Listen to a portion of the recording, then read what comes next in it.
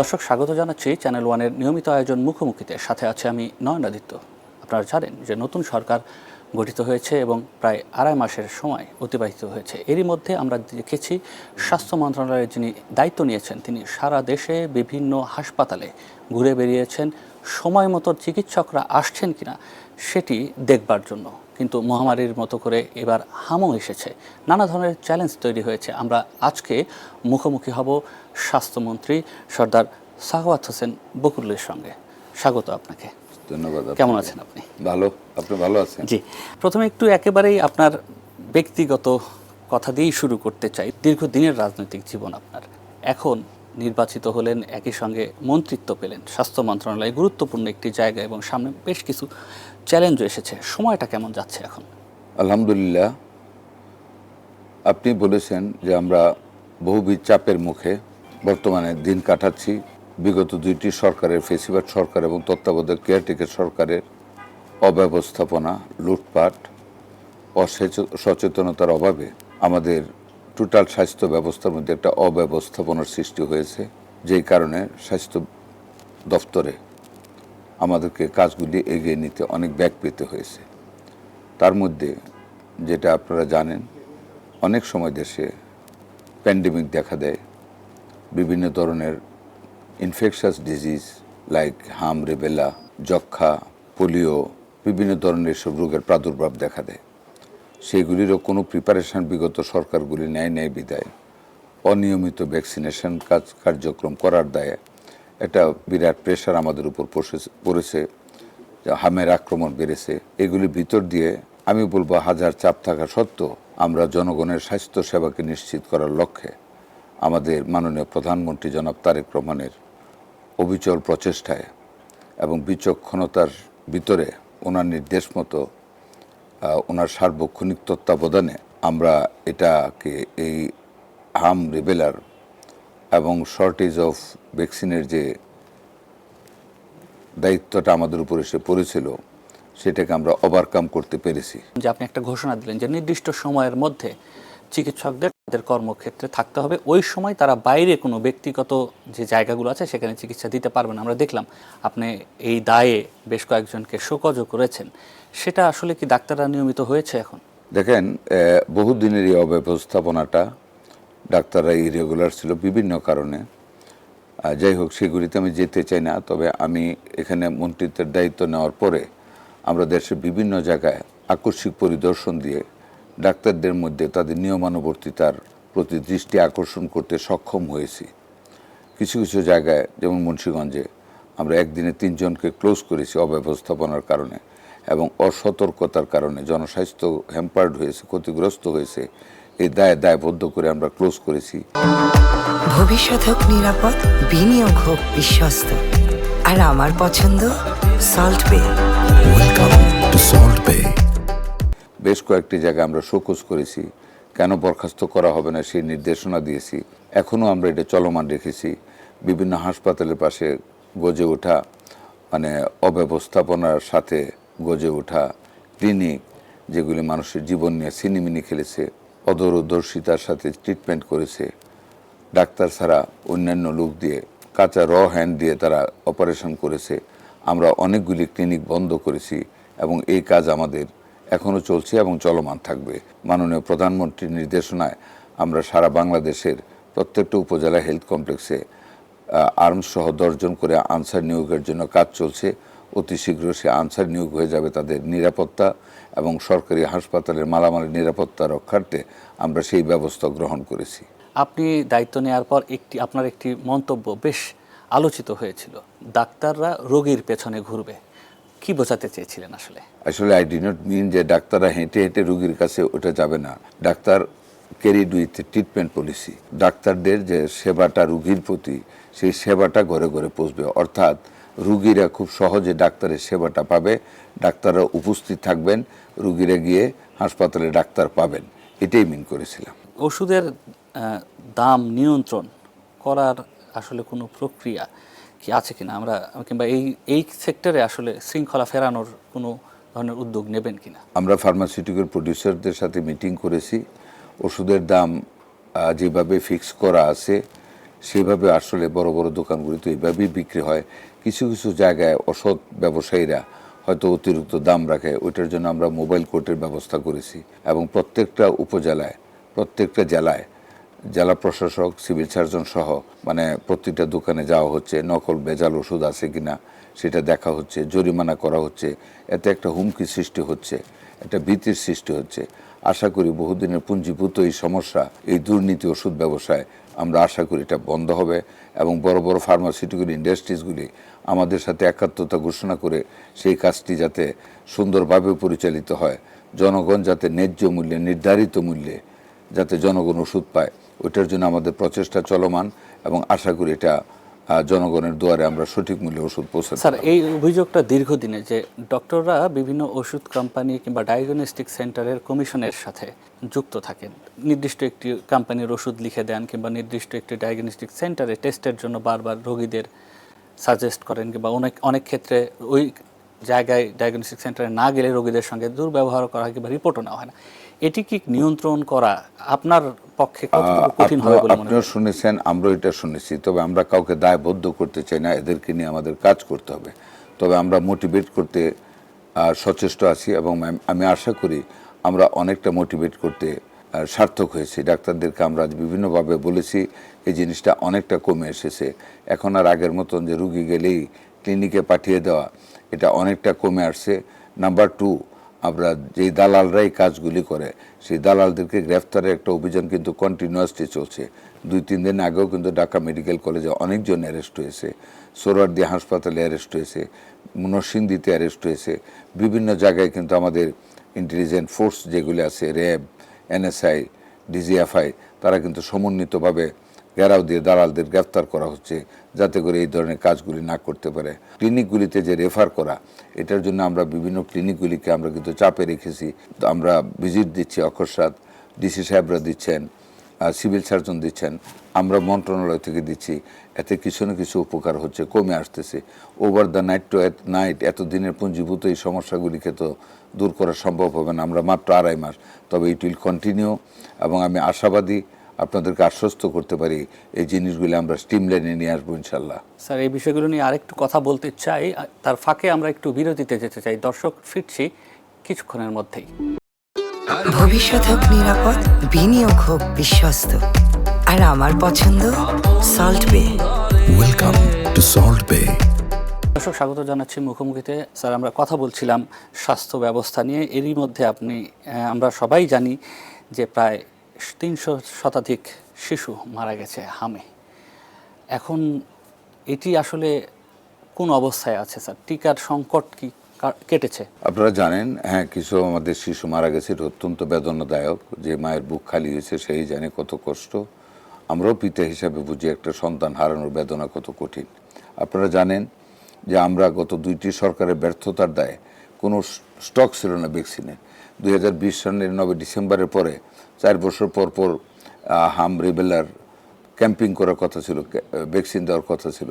সেই ভ্যাকসিন তারা দিতে ব্যর্থ হয়েছে। আপনার অন্যান্য ভ্যাকসিনও যেটা দেওয়ার কথা ছিল ইপিআই, সেইগুলিও দেয় নাই। আমরা একটা মহা বিপদ সংকুল অবস্থার মধ্যে পড়ে শূন্য হাতে আমরা এটার বিরুদ্ধে ফাইট করতে শুরু করেছিলাম, হাম রিবেলার বিরুদ্ধে। অ্যান্টি রেবিস ভ্যাকসিনের ব্যাপারে একই জিনিস ছিল।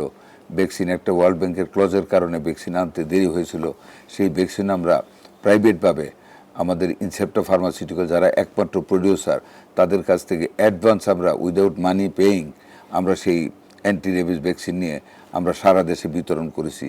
তারপরও শর্টেজ যখন হয়েছে, কুকুরের কামড় বৃদ্ধি পেয়েছে, বিড়ালের আঁচড় বৃদ্ধি পেয়েছে, আমরা আমাদের এডিবি ফান্ড থেকে জেলা প্রশাসকদের সহযোগিতায় প্রত্যেকটা উপজেলায় আমরা নিয়মিতভাবে অ্যান্টি রেবিস ভ্যাকসিনও সরবরাহ করে যাচ্ছি। তারপরে আপনার ভ্যাকসিন যেটা আমরা প্রথম থেকে আমরা আমাদের ব্যক্তিগত প্রচেষ্টায়, আমাদের মাননীয় প্রধানমন্ত্রীর হস্তক্ষেপে, নির্দেশনায়, সহযোগিতায় আমরা প্রত্যেকটা ডোনার কান্ট্রি যারা UNICEF, Gavi, world health organization, তাদের সকলের সহযোগিতায় আমরা ভ্যাকসিনটাকে কীভাবে তড়িৎ গতিতে আমরা দেশে আনতে পারি তাদের কাছে সেই প্রস্তাব দিয়েছি। এবং দে আর ভেরি কাইন্ড এনাফ যে গত সরকারের ব্যর্থতার কারণে আমাদের একটা বদনাম হবে, তারা এগিয়ে এসে আমাদেরকে কন্টিনিউয়াসলি ভ্যাকসিন সাপোর্ট দিয়ে যাচ্ছে, সরবরাহ করে যাচ্ছে। এমনকি বিনা টাকায় সর্বপ্রথম আমরা অন লোন গ্যাবির কাছ থেকে আমরা প্রচুর পরিমাণে ভ্যাকসিন নিয়ে আমরা 4 এপ্রিলে যে কাজটা আমরা শুরু করেছিলাম 18টা জেলার 30টি উপজেলা যেগুলিতে সবচেয়ে বেশি হামের অ্যাটাক ছিল, আমরা 4 তারিখ থেকে সেই ভ্যাকসিন প্রোগ্রাম আমরা শুরু করেছি। আলহামদুলিল্লাহ বর্তমানে ওই এলাকাগুলিতে আর নতুন কোনো রোগী আসতেছে না। 3 মে প্রথম চালান 15 লাখের বেশি ডোজ আইপি ভ্যাকসিন আমাদের দেশে পৌঁছে গিয়েছিল। প্রথম আমাদের হাত শক্ত হয়ে গেছে। 5ই মে থেকে আমাদের সারা দেশে হাম রেবেলার ভ্যাকসিন দেওয়ার কথা ছিল। সেটা আমরা যেহেতু আমাদের সরবরাহ লাইন আমরা ঠিক করে ফেলেছিলাম, আমরা সেটাকে এগিয়ে এনেছি আমাদের বাচ্চাদেরকে রক্ষা করার জন্য। 20 তারিখ থেকে আমরা শুরু করেছি গত মাসের, এবং আমরা 93% টার্গেট আমরা অ্যাচিভ করে ফেলেছি ভ্যাকসিন দিয়ে। বাকিটা আগামী 3-4 দিনের মধ্যে ইনশাল্লাহ আপনাদেরকে বলতে পারবো যে আমরা 100% টার্গেট অ্যাচিভ করেছি। তবে যে প্রশ্ন করতে পারেন এরপরও হাম হচ্ছে, একটা জিনিস মনে রাখবেন, হামের টিকাটা দেওয়ার পরে 3 to 4 উইকস লাগে তার অ্যান্টিবডি ক্রিয়েট হতে, সৃষ্টি হতে। ওই অ্যান্টিবডি সৃষ্টি হওয়ার টাইমটার ভিতরে নতুন নতুন রোগী আসতেছে। তবু গত পরশু দিন থেকে একটু হামের আক্রমণটা কমে আসতেছে ইনশাল্লাহ। কন্টিনিউয়াসলি প্রতি সপ্তাহে আমরা এখন ভ্যাকসিন পাবো। এই সরবরাহটা আসার পরে সংরক্ষণটা বাড়ছে। আগামী 2 বছর ইনশাল্লাহ আমাদের বাফার স্টক থাকবে, কোনো ভ্যাকসিনের অভাব হবে না। এবং আমাদের পোর্টার, আমাদের স্বাস্থ্যকর্মীরা প্রতিদিন ক্যাম্পিং করে যাচ্ছে সারা বাংলাদেশে। আমাদের মাননীয় সংসদ সদস্যরা, আমাদের ইউএনও সাহেবরা, জেলা প্রশাসক, সিভিল সার্জন, ডাক্তাররা প্রত্যেকটা ক্যাম্প পরিদর্শন করেন যাতে করে সকল বাচ্চাদেরকে এই ভ্যাকসিনের আওতায় আনা যায়। আমি বলছিলাম যে বান্দরবানের প্রত্যন্ত অঞ্চলেও এটা ছড়িয়ে পড়েছে, আমরা বিভিন্ন সংবাদ মাধ্যমে দেখছিলাম। তো সেখানে কি পৌঁছানোর সুযোগ আছে? স্বাস্থ্যসেবার যেসব সামগ্রীর প্রয়োজন, আমরা সারা বাংলাদেশে ভ্যাকসিনেশন করতেছি। পার্বত্য চট্টগ্রাম সহ বাংলাদেশের কোনো জেলা নাই যেখানে আমরা পৌঁছে এই মুহূর্তে জরুরি যে সেবাগুলো পৌঁছানো দরকার ভ্যাকসিনের বাইরে। আমরা তো ভ্যাকসিনের বাইরে আমাদের যেটা ইপিআই ওয়ার্ক তো কন্টিনিউয়াসলি চলছে, যেগুলি অ্যাজ ইউজুয়াল সেগুলিও চলছে আমাদের। ওগুলিতে কোনো এখন স্যার 300 শিশু মারা গেল, এই দায়টা কি আসলে হামের না অবহেলার? এখানে আমাদের কোনো অবহেলা নেই। একটা অবহেলা আছে, যেটা বিগত সরকার হামের ভ্যাকসিন ঠিক মতো দেয়নি। যেটা আপনাকে বললাম, প্রতি 4 বছরে ভ্যাকসিন দেওয়ার কথা ছিল হামের জন্য, মানে হাম রিবেলার ক্যাম্পিং করার কথা ছিল। 2020 সনের ডিসেম্বরের পর থেকে 5 বছর কোনো হাম রিবেলার টিকা তারা দেয়নি। That was the reason for this attack, এবং যেই কারণে দুর্ভাগ্যবশত আমাদের মায়েদের বুক। টিকার সংকট সমাধানের কথা আপনি বলছিলেন, কিন্তু এরই মধ্যে আমরা দেখেছি যে জলাতঙ্কের টিকাও এসে গেছে, যদিও আপনি বলেছেন। তারপরও আমরা গত কিছুদিন আগে দেখেছিলাম যে মুন্সিগঞ্জে চিকিৎসক বা চিকিৎসা কর্মীকে এই বিবিসি বাংলাকে একটি সাক্ষাৎকার দেবার কারণে তাকে শোকজ করার নির্দেশনা দেওয়া হয়েছে। আপনি জানেন যে এই ভিডিওটা দেখার সাথে সাথে without taking my lunch I rush to Munshiganj, এবং আমি গিয়ে সেখানে 33টা ভায়াল পেয়েছি, অলরেডি আছে, অ্যান্টিভেনমও আছে। এবং সে তার বক্তব্যটা কী ছিল, যে আমাকে রেশনিং করতে হবে, আমি সবাইকে দিয়ে পারবো না। একটা গভর্নমেন্ট অফিসার এরকম বলতে পারে? তার হাতে যেখানে মানে অ্যান্টিভেনমও আছে, তার হাতে আমার মিজেলের টিকাও রয়ে গেছে। একটা ভায়ালে 4 জনকে দেওয়া যায়, সেই হিসেবে আরও 120 জনকে দেওয়া যেত। সে তার হাতে স্টক রেখে সে রুগী ফেরত দিয়েছে। এটা তার একটা conspiracy to damage the government, যে কারণে তাকে ওইখান থেকে আমরা ক্লোজ করেছি। সিভিল সার্জন, ওনাকে জিজ্ঞাসা করা হয়েছে আপনার উপজেলায় কেন অ্যান্টি রেবিস নাই কেন, বললেন কেন? যেখানে আপনাকে ইনস্ট্রাকশন দেওয়া হয়েছে MSR ফান্ড থেকে অ্যান্টি রেবিস কেনার জন্য, এবং মার্কেটে এটা পাওয়া যায়। প্রডিউসারকে আমরা বলেছি to make the medicine available to all the উপজেলা লেভেল। তারপরে কিনলেন না কেন? সে জবাব দিতে পারে না। অবহেলা, নেগলিজেন্স টু হিজ ডিউটি, তাকেও ক্লোজ করা হয়েছে। ধন্যবাদ স্যার। আমরা আলোচনা চলছে, আমরা ছোট্ট আরেকটি বিরতি নিতে চাই। দর্শক, আপনারা দেখছেন মুখোমুখি, ফিরছি ছোট্ট একটি বিরতির পর। ভবিষ্যৎ হোক নিরাপদ, বিনিয়োগ হোক বিশ্বস্ত, আর আমার পছন্দ সল্ট বে। ওয়েলকাম টু সল্ট বে। আরও একবার স্বাগত জানাচ্ছি মুখোমুখিতে। যেমনটি আপনারা দেখছিলেন, স্বাস্থ্যমন্ত্রী আছেন আমাদের সঙ্গে। আমরা কথা বলছিলাম হাম, রুবেলা সহ স্বাস্থ্য খাতের নানা বিষয় নিয়ে। স্যার, এর বাইরে একটি বিষয় আপনার কাছ থেকে জানতে চাই। আপনি রণাঙ্গনে যুদ্ধ করেছেন, সেই সময়ের কোনো একটা স্মৃতি যেটি আপনার এই মুহূর্তে মনে পড়ে, আমাদেরকে যদি শেয়ার করতে পারেন। সেটিতে যাওয়ার আগে আমি আমার হাম রুবেলার আরেকটা বলি। আমাদের মাননীয় প্রধানমন্ত্রী কতটুক সজাগ, কতটুক দয়া মানে আমাদের মানুষের প্রতি। এই যে ডেঙ্গু আসতেছে, ডেঙ্গুর প্রিপারেশন নেওয়ার জন্য, যাতে করে আমাদের একটা রুগী কোথাও বাইরে না থাকতে হয়, ফ্লোরে না থাকতে হয়, আমরা অ্যাডভান্স কিন্তু মোবাইল হসপিটাল করে ফেলেছি। ঢাকা মেডিকেল কলেজের মাঠে আমরা কিন্তু 20 শয্যা বিশিষ্ট একটা বিউটিফুল মোবাইল হাসপাতাল করে রেখেছি, বেড টেড সব দিয়ে, এয়ার কুলার দিয়ে, এভরিথিং সজ্জিত করে রেখেছি এবং আরও জায়গা আমরা রেডি করে রেখেছি। প্রয়োজনে রাতারাতি আমরা যত শয্যা লাগবে আমরা আরও শয্যা মানে বাড়িয়ে দেব, তবু আমাদের একটা রোগীকে কষ্ট করতে দেব না। Will fight against the crisis. এই প্রসঙ্গে একটু বলি স্যার, এবার কিন্তু চ্যালেঞ্জটা আরেকটু বাড়বে, কারণ একই সঙ্গে হাম, একই সঙ্গে ডেঙ্গু, দুটোরই শরীরে এক ধরনের স্পট দেখা দেয়। কনফিউশন স্বাভাবিকভাবেই হতে পারে, শঙ্কার জায়গাটা আছে। সতর্ক থাকার জন্য কি ধরনের মেসেজ দেবেন আপনি? আমরা সারা বাংলাদেশ ব্যাপী প্রতি শনিবারে পরিচ্ছন্নতা দিবস পালন করা হচ্ছে। জেলা প্রশাসকদের নেতৃত্বে, সিটি কর্পোরেশনের নেতৃত্বে সারা বাংলাদেশে পরিচ্ছন্নতার অভিযান চলছে এবং ওভার অ্যান্ড অ্যাবাভ ব্যাপক হারে স্প্রে করা হচ্ছে ঢাকা শহরে, যাতে লার্ভা যেগুলি ক্রিয়েট হচ্ছে ওই ডেঙ্গু মশার এবং যেটা অ্যাডাল্টের ডেঙ্গু মশা, এগুলিকে কিল করার জন্য উন্নত মানের ওষুধ দিয়ে সেগুলি কিল করার ব্যবস্থা করা হচ্ছে। এবং আমরা শুধু বলে বসে থাকিনি, আমরা সিটি কর্পোরেশনের স্টোরগুলি মেডিসিনের চেক করেছি, র্যান্ডম ডিল দিয়ে ড্রাম সিলেক্ট করে ওখান থেকে ওষুধ নিয়ে আমরা ল্যাবরেটরিতে টেস্ট করেছি এবং মান ভালো পেয়েছি। এখন মাঠ লেভেলে যারা করে তারা কিন্তু ভেজাল করে, মিশানির সময় কিছু ওষুধ বাইরে বিক্রি করে ফেলে। ওইটাকে কন্ট্রোল করার জন্য সিটি কর্পোরেশন প্রত্যেকটা স্প্রেয়ারের পিছনে সিভিলে তারা চেক করতেছে সমুন্নতভাবে। আমরা একেবারে সমন্বিতভাবে আমরা চেষ্টা করে যাচ্ছি prevent the attack of dengue. Cure তো করার জন্য চেষ্টা করতে হবে। উই ডোন্ট ওয়ান্ট টু মানে গো ইন টু কিউর, বাট কিউর আমাদের করতে হবে, কিন্তু আমরা প্রিভেন্টিভে যাচ্ছি যাতে করে অ্যাটাকটাই কম হয়, ডেঙ্গুর প্রভাবটাই যাতে কম হয়। আমি আগের প্রশ্ন আরেকবার ফিরে যেতে চাই, রণাঙ্গনে যদি কোনো স্মৃতি আপনার এই মুহূর্তে বলতে চান সেটা যদি একটু। আমি যখন ইন্ডিয়া থেকে ট্রেনিং দিয়ে বিলোনিয়া ক্যাম্পে সীমান্তে যখন প্রহরারত ছিলাম, ক্যাপ্টেন সুজাত আলী সাহেবের নেতৃত্বে সেখানে বাংকারে একটা মেয়েকে নিয়ে দর্শন করা হতো, তাকে বাঁশে বেঁধে রাখা হতো। ক্যাপ্টেন সুজাত আলীর নেতৃত্বে আমার এক কলিগ পলিটিক্যাল সায়েন্সে পড়তো আজাদ, তাকে আগের দিন পাঠানো হলো ক্যাম্পটা উড়িয়ে দিতেন। আমার সেই বন্ধু সেদিন অ্যাম্বুশে গিয়ে মারা গেলেন পাকিস্তানিদের হাতে। তারপরের দিন আমাকে বললেন আমাকে যেতে হবে। আমি ওনাকে বললাম স্যার সে মরে গিয়েছে, স্পটে গিয়ে আমাকে দেন একটা দিন, আমি একটু দেখে আসি। উনি আমাকে দিলেন, আমি গিয়ে দেখলাম তার অ্যাম্বুশের জায়গাটা ওয়াজ নট প্রপার। আমি একটু 100 গজ সরে একটা ঢালের মধ্যে ময়দা গাছ, ময়দা বলেন আমাদের দেশে, আচ্ছা হ্যাঁ, ময়দার ঝুপের নিচে আমি ময়দা কিছু কেটে ব্যারেলটা শুধু মাটির সাথে বের করলাম। আমার সাথে একটা এসএমজি ছিল 1000 রাউন্ডের চেঞ্জ সিস্টেম। আমি আমার 10 জন সাইটম্যান নিয়ে আমি সেখানে চলে গেলাম। ইনস্ট্রাকশন দিলাম আমি যখন মানে ফায়ার ছুড়বো তখন তোমরা চতুর্দিকে ফায়ার ছুড়বে যাতে তারা আইডেন্টিফাই না করতে পারে কোন জায়গা থেকে গুলি আসছে। অ্যাকর্ডিংলি আমি গিয়ে বসে যখন দেখলাম একটা আর্মি উপরে উঠেছে, আমি স্টেট আর্মিকে অ্যাম্বুশ করে এক নাগারে গুলি চালাম, আঙ্গুলার তুললাম না। মনে হয় 500-700 রাউন্ড গুলি চলে গেছে। আর চতুর্দিকে আমার 9 জন 10 জন তারা বিভিন্ন দিকে আকাশে গুলি ছুটতেছে। It was a very bravious action I did in Belonia সীমান্তে, এবং আজও আমার সেই স্মৃতিটা মনে পড়ে।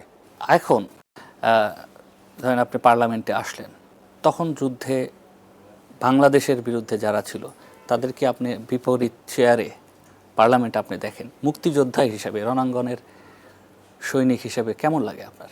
এটার উত্তরটা এক কথায় দিতে পারেন। একটা কথা হলো আমাদের দেশটা 53 বছরে আমরা স্বাধীনতার যে চেতনা, আমরা সেই কাঙ্ক্ষিত লক্ষ্যে পৌঁছতে পারিনি। ফেসিবাদের আক্রমণ, বিভিন্ন সময় স্বৈরাচারের আক্রমণ, দেশের গণতন্ত্রটা বিপর্যস্ত হয়েছে। আজকে দেশের বৃহত্তর লক্ষ্যে দেশকে উন্নতির উচ্চ শিখরে পৌঁছানোর জন্য একটা অপোজিশন পার্টি হয়েছে দেশে জনগণের ভোটে। তাদের সাথে আমাদের রাজনৈতিক একটা মানে দেশের উন্নয়ন লক্ষ্যে একটা সমঝোতা ঐক্য হবে, আর না দেশ চালানো যাবে না।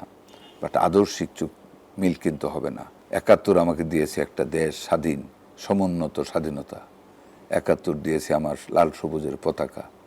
71 দিয়েছে আমাদের গর্ব একটা নির্দিষ্ট ভূখণ্ড। সেইখানে আমাদের গণতান্ত্রিক চর্চা করতে হবে। সেইখানে আমি যুদ্ধ করেছি। আমার সাথে আমার বিপরীত পক্ষের একটা গ্রুপ আমার শিক্ষকদের হত্যা করেছে, আমার মা বোনদের ধর্ষণ করেছে, হিন্দু মহল্লাগুলি আগুন দিয়ে জ্বালিয়ে দিয়েছে। এমনও দেখেছি বর্ডারে হিন্দু মেয়েদেরকে, মানুষদেরকে মেরে বেউনেটের আঘাতে জর্জরিত করে রাস্তার পাশে, ট্রেনের পাশে ফেলে রেখেছে। I can't forget that situation. That is my reply. ধন্যবাদ আপনাকে। দর্শক, এতক্ষণ আমরা কথা বলছিলাম স্বাস্থ্যমন্ত্রীর সঙ্গে, স্বাস্থ্য খাত একই সঙ্গে তার ব্যক্তিগত যে অভিজ্ঞতা, সেই অভিজ্ঞতাও জানছিলাম। আবারও নিশ্চয়ই দেখা হবে। মুখোমুখিতে আমরা নতুন করে হাজির হব, নতুন কোনো অতিথি যার বিশ্লেষণ এবং সমসাময়িক বিষয়গুলো নিয়ে তার সঙ্গে কথা বলবো। ততক্ষণ পর্যন্ত আমাদের সাথেই থাকবেন।